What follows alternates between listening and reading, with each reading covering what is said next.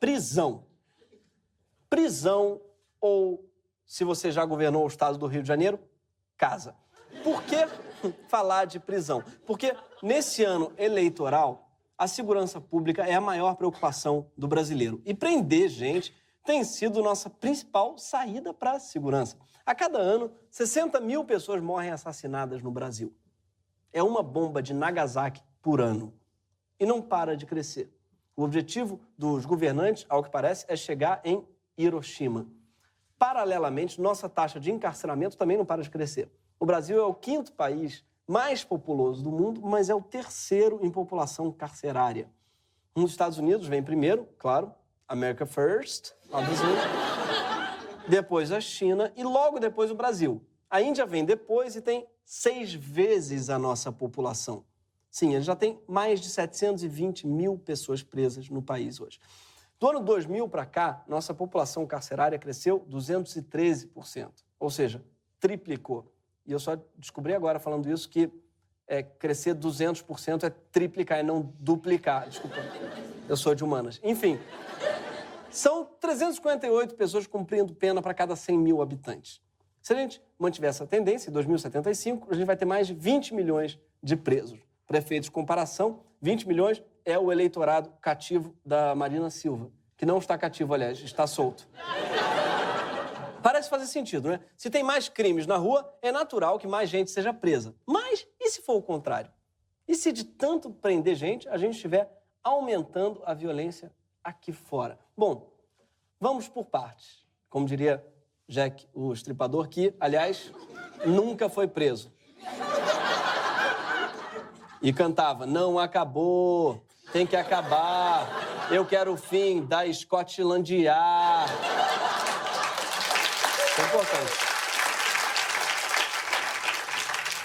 Bom, primeiro, nossas cadeias estão abarrotadas. No momento, a lotação dos presídios está em 197%.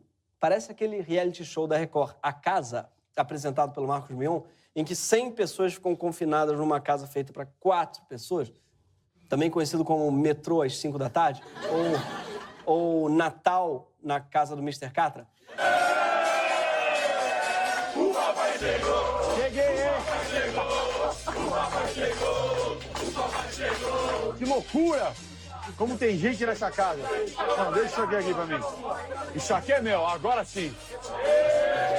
O que eu achei mais estranho é como o Mion tá grande, né? Só acho estranho que ele é o Marcos Mion, mas não é mais Mignon. É o Marcos Bisteca. Marcos T-Bone. Mas, enfim, 100 pessoas toparam entrar nessa casa aí e ficar aí 100, sei lá quantos dias, todo mundo amontoado, sem toalha direito. Para mim, isso é mais um sintoma do alto índice de desemprego do governo Temer. Mas por que as prisões estão tão lotadas? Primeiro, porque tem gente que pode ser inocente, mas está presa. Muita gente. Hoje, 41% dos presos no Brasil são provisórios. São pessoas que sequer foram julgadas ainda. Enquanto a gente fica aqui discutindo a relevância da prisão em segunda instância, tem milhares de pessoas sendo presas antes mesmo da primeira instância. Foram para lá porque foram presos em flagrante. Mas como é que se prende alguém em flagrante? É quando a polícia te pega com a mão na massa. Mas qual é o crime que mais gera flagrante? Drogas. Especialmente maconha. Por causa do cheiro, do olho vermelho e das fotos que você posta no Instagram. Por quê? Não faz isso.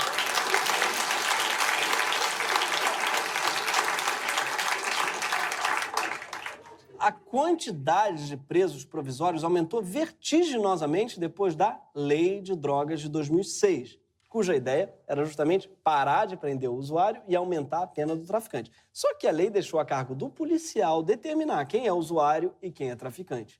E como não existe quantidade de droga mínima ou máxima definida por lei, a polícia usa critérios totalmente subjetivos, o que aumenta, inclusive, a possibilidade de corrupção e pagamento de suborno. Sim, eu também fiquei chocado quando eu vi isso. Parece que tem policial no Brasil que libera você se der dinheiro pra ele.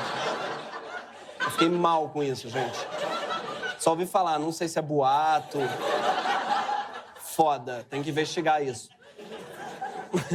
Mas aí você pode pensar, tipo, eu lá me importo com um maconheiro? Gente estranha, faz pão e desodorante em casa. Aliás, gente, é muito mais simples que parece. Você mistura óleo de coco com bicarbonato. É uma maravilha. Só não pode fazer exercício. Nem passar perto de uma capivara que o cheiro atrai, ela vem correndo. Só que não é só maconheiro que tá indo preso, não. Tem também gente que vai parar atrás das grades depois de flagrante feito à base de prova forjada, como foi o caso do 8 Bar Bistrô. O 8 é um bar de Belém cujos donos viviam denunciando a tentativa da polícia de cobrar propina. Eles terminaram presos depois que policiais plantaram no bar 44 petecas de pasta base de cocaína. É uma retaliação, porque a Cacá, todas as vezes, as inúmeras vezes que os policiais vieram aqui para pedir propina, ela anotava o nome dos policiais e o carro da viatura e ia da parte deles na corregedoria. Essa mulher é foda, né? Ou vem um policial armado cobrar propina e ela... Qual é seu nome, colega? Por gentileza? Crianças, não tentem isso em casa. Vou, inclusive, ensinar pra minha filha. Olha, se um policial te achacar, não anota o nome dele, tá, filhota? Felizmente, os donos do bar acabaram soltos e inocentados. Mas nem sempre é assim. Um estudo de 2012 mostra que em 74% das prisões em flagrante por tráfico, os policiais que fizeram a prisão eram as únicas testemunhas. Não tem nenhuma testemunha civil. O que é um absurdo, porque toda testemunha só é testemunha se viu. Além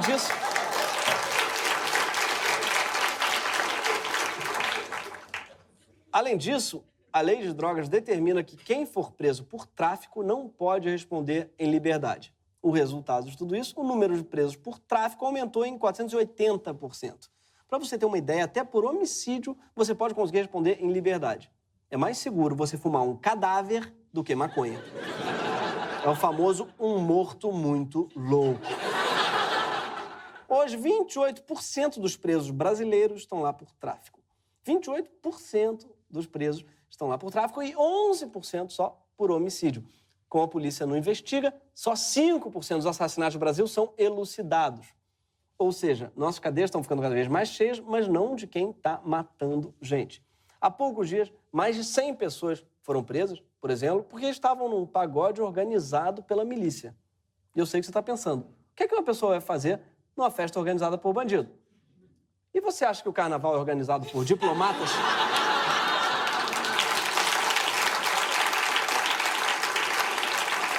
Ah, não. Porque o Rock in Rio é organizado pela ONU, né? Gente, a Copa do Mundo foi organizada pela FIFA. Tá? E tem mais. Na festa, lá no tal pagode, você pode, assim, pode argumentar que um pagode de milícia, mas tinha show do swing e simpatia. Eu entendo quem foi na festa. Tinha milícia? Tinha, mas tinha swing e simpatia. A Defensoria Pública vai recorrer, porque acha que a decisão não pode ser generalizada. Quem está preso não é um grupo. Não se diz quem praticou o quê. Se diz que todo mundo que lá estava praticou crime. Advogado tem vozinha de pastor, né? Não se diz quem praticou o quê.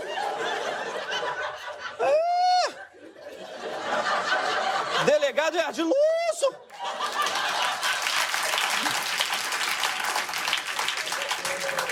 Mas ele tem razão. Esses presos não são um grupo. Sabe quem são um grupo? Swing e simpatia. O ministro da Segurança Pública, Raul Jungmann, disse que os presos têm que explicar o que faziam em festa de bandido. Explica você, Jungmann, o que você está fazendo no governo Temer? Para evitar que prisões arbitrárias como essa se estendam por muito tempo, em 2015, o Conselho Nacional de Justiça lançou um programa para que todos os presos em flagrante passassem por uma audiência de custódia, que é o primeiro encontro com o juiz. Não é exatamente um julgamento, é uma espécie de triagem. Nessas audiências, o juiz identifica o que é que foi uma molecagem e o que é que foi um delito sério. Quem roubou um pão para dar de comer ao filho e quem queria ferir alguém. E também quem nem fez nada e provavelmente teve um flagrante forjado. O tempo recomendado para essa audiência acontecer é de, no máximo, 24 horas. No Brasil, um preso fica de 3 a 8 meses esperando até o primeiro encontro com o juiz. 4 meses, em média, para conseguir um encontro com o juiz. Só para você ter um termo de comparação, todo dia útil tem encontro com Fátima.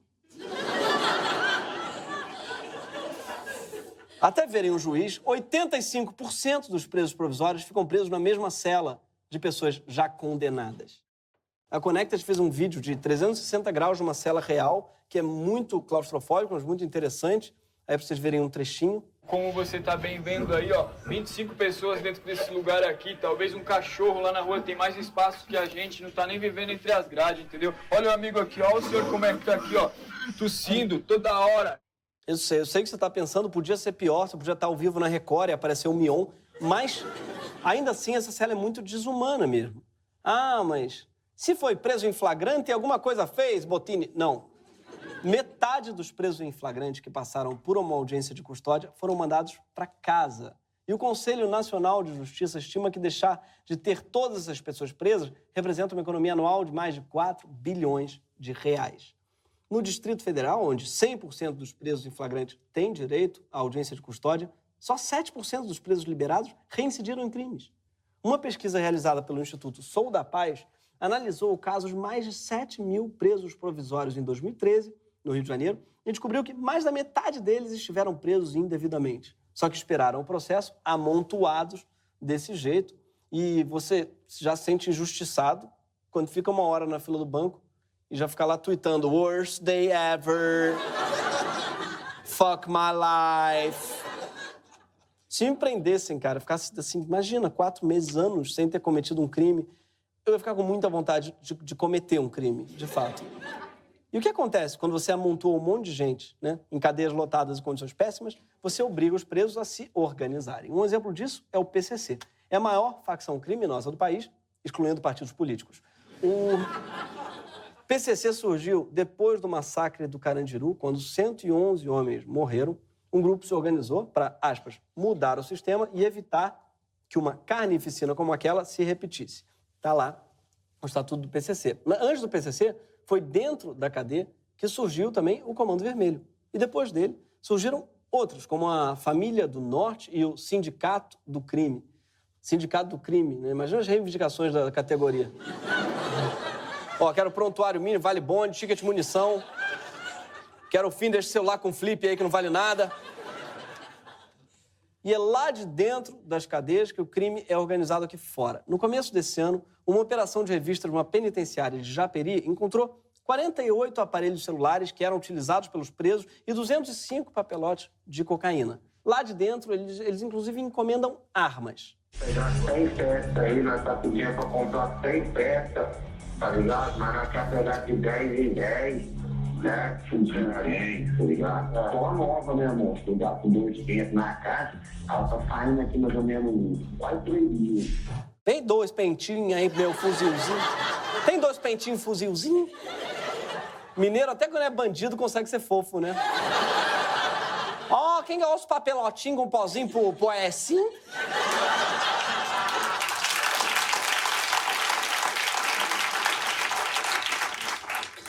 Talvez você ache que a solução é colocar os presos em celas isoladas. O Fernandinho Beiramar deu seu jeito. Percebam a engenhoca. Mr. Beiramar é o príncipe dos sortilégios. Passando esses bilhetinhos aí, ele movimentou um negócio que rendia até 9 milhões de reais por mês. E você achando que ninguém nunca tinha conseguido nada passando bilhetinho. Então, o negócio, né, você pode falar, o negócio é mandar eles para longe, Bottini, manda eles lá para longe de onde eles moram. Pois é, até a década passada, os governos estaduais defendiam mandar os líderes de facções para outros estados para tentar dificultar a comunicação entre os integrantes. Eles não foram informados dessa invenção que chama interurbano. Em 2006, o chefe do PCC, o Marcola, foi mandado para um presídio de fora do estado. Marcola, para quem não lembra, é esse daqui. O senhor também é conhecido como Marcola?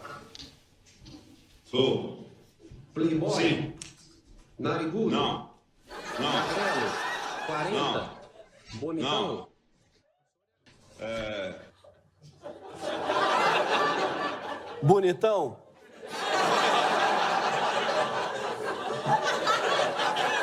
Ô, senhor, para com isso. Marcola, os apelidos. Playboy, narigudo, magrelo, 40 e bonitão. Parece o ataque do Bangu dos anos 70. Mas essa política de mandar os chefões do crime para longe de casa é uma das responsáveis pela expansão do PCC e de outras facções por todos os estados brasileiros. É tipo um programa de intercâmbio pago pelo governo. Bandidos sem fronteiras. Hoje, uma estimativa do Ministério Público diz que 21 mil pessoas já trabalham para o PCC, sendo 64% fora de São Paulo. Ao contrário do Dora, o PCC conseguiu sair de São Paulo. E o Dória está lá.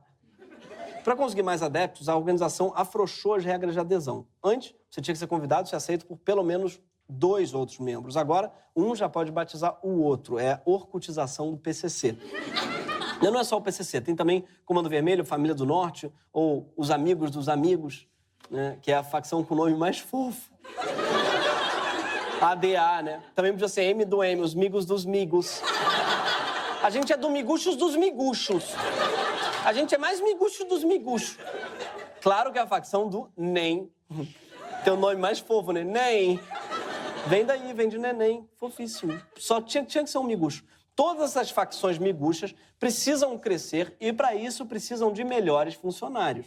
As facções oferecem proteção dentro da cadeia, assessoria jurídica para te tirar de lá, empréstimo de armas e drogas, apoio no Brasil e nos países vizinhos, melhor que ter o plano de saúde. Além de melhores condições na prisão, como TV de plasma na cela e frango frito no jantar, é certamente melhor do que o seu emprego depois da reforma do Temer, né? Mas assim como quem vai para a universidade, quem vai para a cadeia não é qualquer um. Quando você olha de perto quem são essas pessoas no Brasil, descobre que elas são, na maioria, negras, têm entre 18 e 29 anos e não chegaram no ensino médio. Pessoas que não têm como pagar um advogado e nem recebem apoio da Defensoria Pública. Sim, porque hoje faltam, no Brasil, 10.500 defensores públicos para atender toda a demanda do país. Para completar, só 12% das prisões brasileiras dão acesso à educação. Entre as mulheres, os problemas são ainda mais graves. Elas são a minoria do sistema carcerário, são 42 mil presidiárias, mas tem só 32 ginecologistas contratados para atender a todo o sistema prisional. É mais de 1.000 presas por ginecologista. Enquanto isso, deve ter uma junta de urologistas para cuidar só do pinto do Temer. E ainda assim não fizeram um bom trabalho, porque ele escapou. Mas, claro, sempre se fala que é necessário melhorar as condições de vida na prisão, aparece alguém para dizer uma estupidez, como essa aqui. E o objetivo da cadeia é tirar o canalha da sociedade, não é recuperar, não. E quem acha que tem recuperação, me dê exemplo. Cadeia é igual coração de banho pra mim, sempre cabe mais. Olha, se você for preso por racismo, você vai parar no coração da sua mãe. Vê pelo lado bom. É mal frequentado o coração da sua mãe, né? Uma pessoa que olha pra uma cadeia e fala, tá aí, é igual o coração da minha mãe. Mas sabe o que acontece quando você faz uma prisão que não serve para recuperar, só para afastar as pessoas, Bolsonaro? As pessoas voltam, porque elas cometem crimes de novo. 70% dos presos brasileiros voltam a cometer crimes quando eles são soltos. Aí você pode achar que, de repente, a prisão perpétua é a solução para tudo, né? Até porque, assim, de repente, então, será que a pessoa vai voltar, aprende logo a vida toda. Só que a conta não fecha, né? Não tem nem dinheiro para ficar mantendo as pessoas que foram pegas com 8 gramas de maconha ou roubaram um biscoito, ficar mantendo elas na cadeia para sempre. É por isso que quando a gente prende muito e prende tão mal, a gente fica menos seguro aqui fora. Porque a gente que está fazendo agora, que a gente está mandando criminosos e inocentes, pessoas que sequer foram julgadas, para uma pós-graduação com os melhores do ramo, Mel. Um puta MBA do crime. Que isso, Mel? Você sai puta experiência. Mas, ao contrário do que diz o Bolsonaro, não precisa ser assim. Porque o que não falta são exemplos de experiências melhores do que a nossa. No presídio mais lotado de Nova Delhi, na Índia, a antiga diretora entendeu que ela precisava recuperar os presos, porque mais cedo ou mais tarde eles voltariam para as ruas. Então, ela tentou melhorar as celas, a alimentação e, por fim, colocou os presos para meditar. E olha aí como esse senhor ficou numa boa.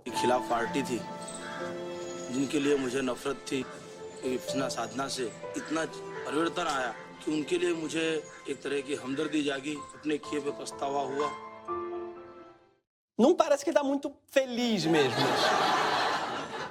Mas também não vai voltar a cometer crimes. Aí você pode dizer, não, mas Gregório, é muito fácil se tornar uma pessoa boa com essa música de fundo, né? Não, aí que tá, é quase impossível. Se ainda fosse swing e simpatia... No Brasil, uma das poucas experiências que funcionam é a das APACs, onde os guardas não usam armas e os presos não fazem motim. Lá, os presos são chamados de recuperandos.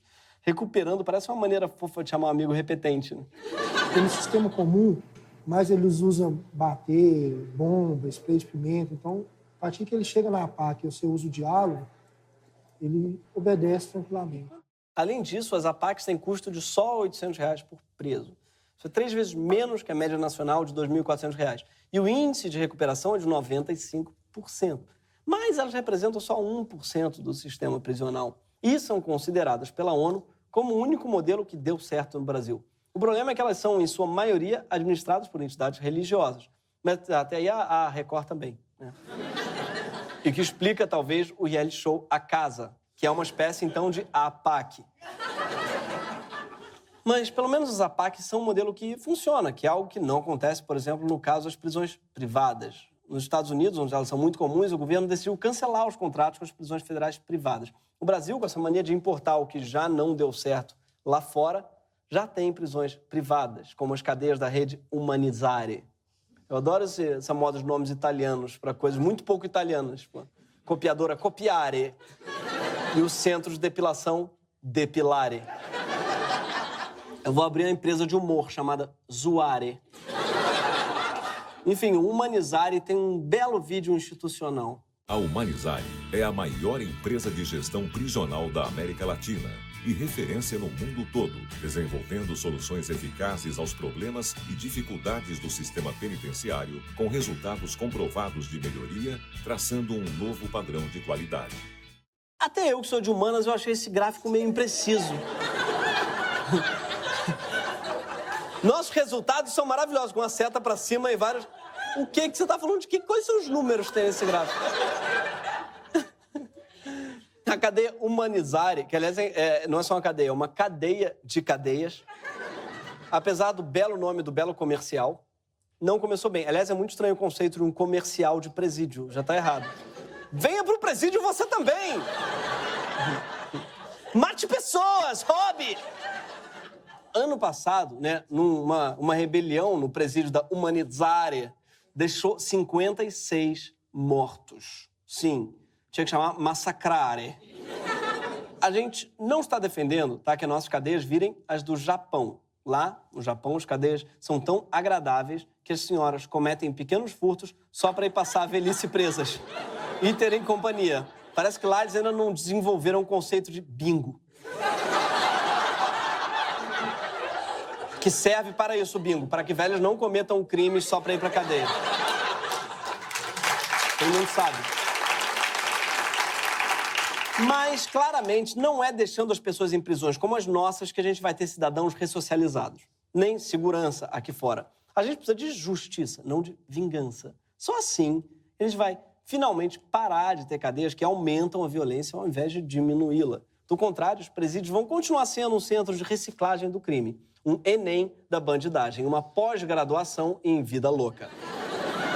Boa tarde para vocês, viu? Eu sou o novo professor de vocês, sou o professor Dói, certo? Eu vou passar aqui para vocês essa aula de introdução ao crime violento. Ah, sou eu que vou estar dando aqui. Quem está fazendo essa aula pela primeira vez? Muito bem, vou pedir para vocês falarem o nome, a comunidade onde veio, o crime que cometeu, por gentileza. Jair da Vila Kennedy estava vendendo maconha. Tem problema não, Jair.